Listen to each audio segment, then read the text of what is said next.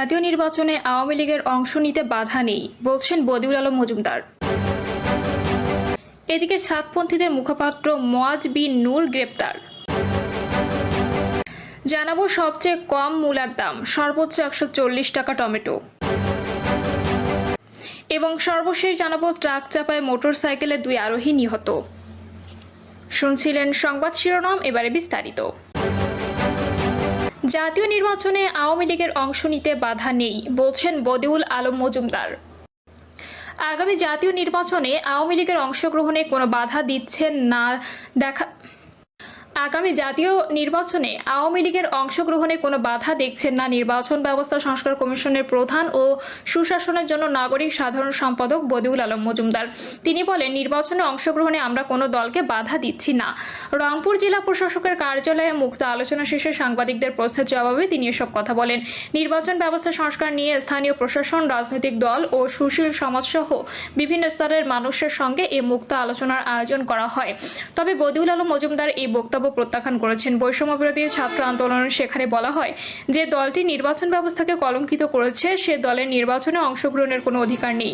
অন্যদিকে রাতে এক বিবৃতিতে বদিউল আলম মজুমদার বলেছেন, আওয়ামী লীগের নির্বাচনে অংশ নেওয়ার ব্যাপারে আমার বক্তব্য সংবাদ মাধ্যমে ভুলভাবে পরিবেশনা করা হয়েছে। বদিউল আলম মজুমদার বলেন, অতীতে দলীয় সরকারের অধীনে নির্বাচন হওয়ায় নির্বাচন কমিশন নিরপেক্ষভাবে কাজ করতে পারেনি। এবারে নির্বাচনে নির্বাচনী কর্মকর্তারা সব ধরনের প্রভাব মুক্ত থাকবেন, তাই অবাধ, সুষ্ঠু ও নিরপেক্ষ নির্বাচন সম্ভব হবে। তিনি আরো বলেন, অন্তর্বর্তী সরকারের সময় দেশে অবাধ, সুষ্ঠু, নিরপেক্ষ ও শান্তিপূর্ণ নির্বাচন অনুষ্ঠিত হবে।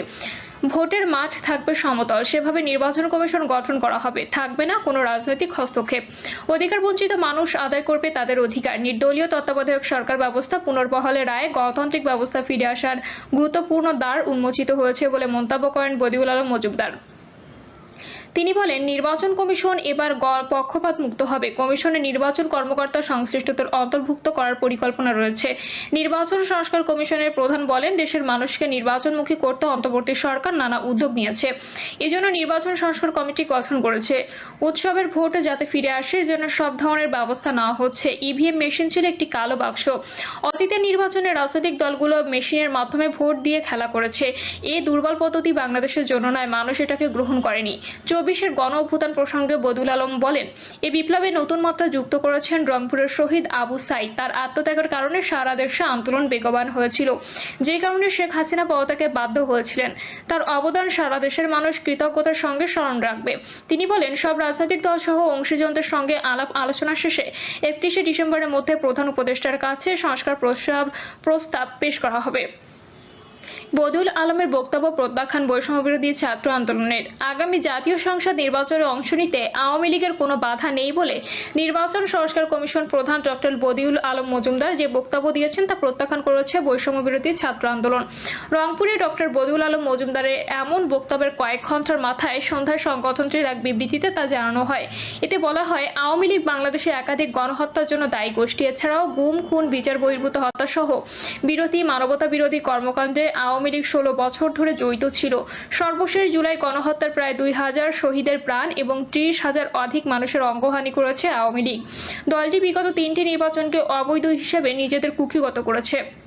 বিবৃতিতে আরো বলা হয় যে দলটি বাংলাদেশের নির্বাচন ব্যবস্থাকে কলঙ্কিত করেছে, তাদের নির্বাচনে অংশগ্রহণের সুযোগ প্রদান জন আকাঙ্ক্ষার বিরুদ্ধাচারণ। বৈষম্য বিরোধী ছাত্র আন্দোলনে যে কোনো রাজনৈতিক কর্মকাণ্ডে আওয়ামী লীগের অংশগ্রহণের বিপক্ষে অবস্থান করে। নির্বাচন সহ যে কোনো রাজনৈতিক কর্মকাণ্ডে আওয়ামী লীগ অংশগ্রহণ করলে জুলাই গণ অভ্যুত্থানের শহীদদের রক্তের অবমূল্যায়ন হবে। বদিউল আলম মজুমদারকে তার বক্তৃতা প্রত্যাহার করে আওয়ামী লীগকে নির্বাচনে অংশগ্রহণ করতে না দেওয়ার জন্য যথাযথ ব্যবস্থা নিতে আহ্বান জানিয়েছে বৈষম্য বিরোধী ছাত্র আন্দোলন। আমার বক্তব্য ভুলভাবে পরিবেশন করা হয়েছে। বদিউল আলম মজুমদার আগামী নির্বাচনে ক্ষমতাচ্যুত আওয়ামী লীগের অংশ নেওয়ার বিষয়ে বিভিন্ন সংবাদ মাধ্যমে আমার বক্তব্যের ভুল ব্যাখ্যা দিয়ে পরিবেশন করা হয়েছে বলে দাবি করে এর প্রতিবাদ জানিয়েছে নির্বাচন ব্যবস্থা সংস্কার কমিশনের প্রধান ডক্টর বদিউল আলম মজুমদার। তিনি বলেন, এটি কারো অজানা নয় যে আইসিটি আইনে ইতোমধ্যে অনেক মামলা রুজু হয়েছে। শেখ হাসিনা সহ অনেক আওয়ামী লীগ নেতার বিরুদ্ধে হত্যা মামলা দায়ের হয়েছে। আওয়ামী লীগের নির্বাচন কার্যক্রম নির্ভর করবে এসব মামলা সুরাহার ওপর। কিন্তু কিছু গণমাধ্যম আমার বক্তব্যের ভুল ব্যাখ্যা দিয়ে সংবাদ পরিবেশন করছে, যা অনাকাঙ্ক্ষিত।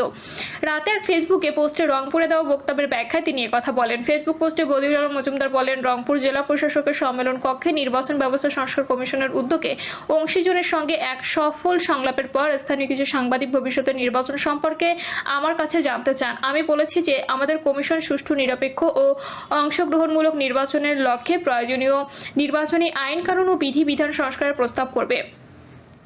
আমি আরো বলেছি, ভবিষ্যতে আইন কানুন মেনে প্রস্তুত হয়ে নির্বাচনে যারা অংশগ্রহণ করতে পারবে তাদের ব্যাপারে আমি কোনো বাধা দেখছি না।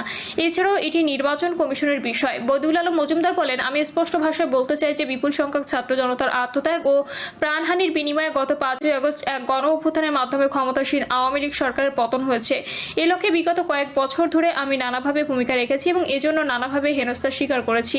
কিন্তু আমার বক্তব্যের ভুল ব্যাখ্যা প্রচার আমাকে ব্যথিত ও মর্মাহত করেছে। আমি মনে করি এ ধরনের অপপ্রচার শহীদ আবু সাইদ ও শহীদ মুগ্ধের রক্তকে অস্বীকার করা শামিল। সাতপন্থীদের মুখপাত্র মুয়াজ বিন নূর গ্রেপ্তার। বিশ্ব ইজতেমার 42 দিন আগে জোর ইজতেমা নিয়ে বিরোধের জেরে 3 জন নিহতের ঘটনায় 29 জনের নাম উল্লেখ করে মামলা করা হয়েছে। মামলায় অজ্ঞাত আসামি রয়েছে শত শত। এর মধ্যে সাতপন্থীর মুখপাত্র মামলার 5 নম্বর আসামি মুয়াজ বিন নূরকে গ্রেপ্তার করা হয়েছে। মামলার বাদী চুরায়ে নেজামের সাথী এস.এম. আলম হোসেন। তিনি কিশোরগঞ্জ সদর থানার গাইটাল গ্রামের এস.এম. মোক্তার হোসেনের ছেলে ও আলমিসুরার কিশোরগঞ্জ জেলার সাথী। পুলিশ জানায়, টঙ্গী ইজতেমা মাঠে 3 জন নিহতের ঘটনায় গতকাল মামলা হয়। এই মামলায় 5 জন আসামি মুয়াজ বিন নূরকে গোপন সংবাদের ভিত্তিতে ঢাকার উত্তরায় অভিযান চালিয়ে গ্রেপ্তার করা হয়। মামলার এজাহারে সাতপন্থীদের শীর্ষ মুরব্বী ওয়াসিফুল ইসলাম সহ 29 জনকে আসামি করা হয়। অজ্ঞাত শত শত আসামি। সবচেয়ে কম মূলার দাম, সর্বোচ্চ 140 টাকা টমেটো।